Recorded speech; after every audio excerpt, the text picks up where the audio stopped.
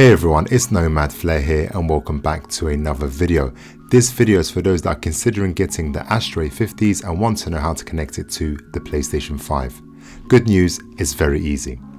Some viewers have asked me, do I use the optic cable included with the headphones? And the short answer is no, because I personally don't need it.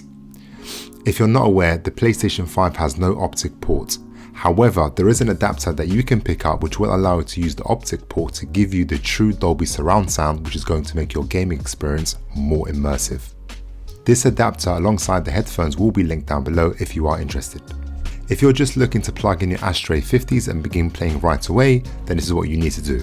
Firstly, you want to enable the PlayStation mode on the dock and use the USB cable provided and plug it into the ASTRO dock and then into the PlayStation 5. The lights will indicate the dock is connected.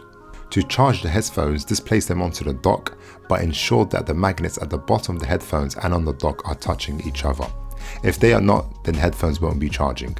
When not charging and used for gaming instead, you want to start by switching on the headphones by sliding the switch, and then you can change the EQ presets by pressing the button.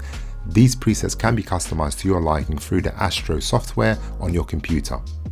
Only 3 presets can be equipped at a time.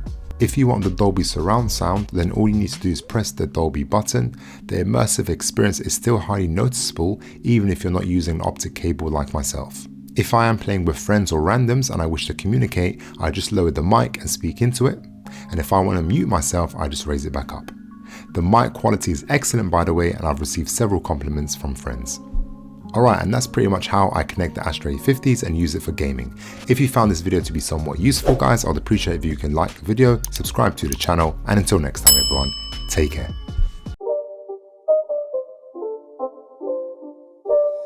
It's not a game, it's a rich thing.